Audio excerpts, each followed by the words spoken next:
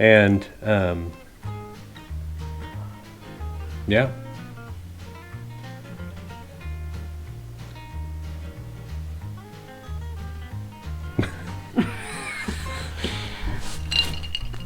I'm Corey and this is Lori. Welcome back to our channel and this is our story. Today we're going to talk about 3 fears that Lori had that could potentially have held her back from starting backpacking. But before we get started, if you find yourself enjoying this video, please hit subscribe. You can always unsubscribe. Don't tell them that. We're not gonna overpost, right? That's the plan. We're not gonna overpost. Okay. What were your 3 fears? You know, and looking at them, Corey, I would say they were more of actual, just practical concerns, but I didn't have enough information on how to deal with them. So we're not calling them fears? I don't want to call them fears because I have other fears and these are not them. So first was being able to keep up, having the stamina, physical speed, strength, also comfort level, not like, you know, like vacationing comfort, but am I gonna be getting good enough sleep and being comfortable enough and actually having a good time to wake up in a good mood the next day? And probably the third was hygiene, just basic practical concerns, being in the woods with no showers nearby. So what motivated you to actually push through and do it?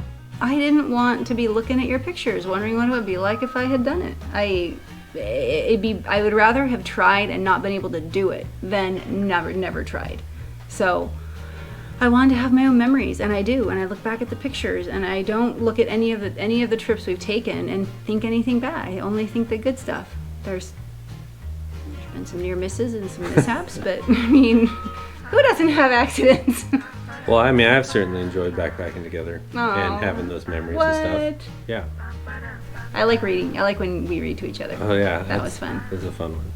Bring one book and read it out loud. Yeah. Have the good reader read it. Anyway. Bring your glasses if you're the good reader. So again, Lori, what was your first fear? Being able to keep up physical stamina. Yeah. And what did we do? How did we overcome it? Just had a good little chat about it. I told you what my concern was, and you're very understanding and said, I want you to share this with me. So if you're feeling worn out, we'll take a break. Or maybe you can take the lead. You can set the pace if you need it to be a little bit slower. So it was just as simple as communication. Yeah, very good. So what about your second concern? What was that again? Comfort? Comfort, yeah. Not talking about like lap of luxury comfort. I just wanted to know that at the end of a long, smelly, sweaty hiking day, I was gonna have somewhere to relax. First time we went out, we didn't have chairs. There was a fire ban. We had to get in our tent. It was so cold.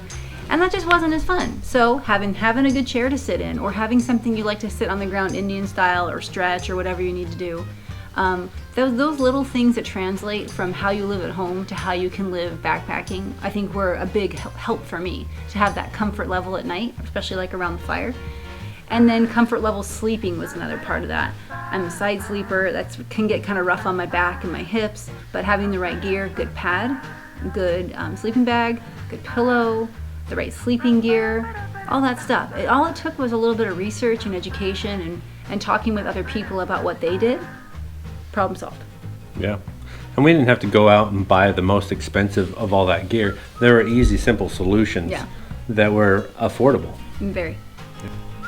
So the third fear was hygiene. You were afraid of your hygiene? I was afraid of your hygiene. No, I'm used to having showers every day and just didn't know how 3-4 days. But then I realized I'm not the first person to ever go backpacking, especially a female, so I just Googled it and found that people have really practical solutions that are good for the environment. There's antimicrobial rags, there's all kinds of stuff you can do that is lightweight and good for backpacking, but also lets you, when you crawl in your sleeping bag at night, not feel like a scuzzy mess. So it was just a matter, again, doing research, getting educated, taking a little bit of time. It didn't take me a long time. I didn't have to dig for any of this information. It's all really easy to find. There's plenty of people willing to share all of their unwanted advice about backpacking. Wait, that's what we're doing. Hold on. I mean, they're here. I mean, you could jump into the lake. There's always a lake where we go backpacking. Gross and cold. Ugh. They're very clean. But they are very cold. Very cold. That's just not my thing. That's not my thing. I have a lot of restrictions. But understanding what your things are. Yeah, they're not things anymore. Now they're not things.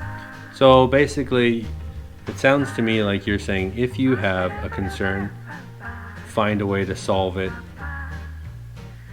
Well, frankly, I think that's a good life lesson in general. Okay. But yes, let's apply it. To backpacking. You're saying. No, that's perfect. Yeah. That's it. Like, that's the truth. Like, that's what this means to me. Backpacking to me is quite symbolic of bigger issues I've had in my life of being afraid to do stuff. So here I am. And I think we have a bigger issue. Inside joke. So this is the lesson. Identify your problem and take practical steps. And I'm not missing out on anything I want to be doing. Mm-hmm. So thank you very much again for tuning in. If you really like us, hit the subscribe button. If you kind of like us, hit the subscribe button. If you've already hit the subscribe button, don't hit it again. again. Don't hit it again. Leave it. And put your comments down below. We'd love to hear from you. Anything you'd like us to talk about in the future. Any questions you have about this particular segment. Lori could get a little bit more specific maybe and to some of the things that she does. And any editing tips you have, feel free. But until next time, I'm Corey. Lori. Goodbye. Bye.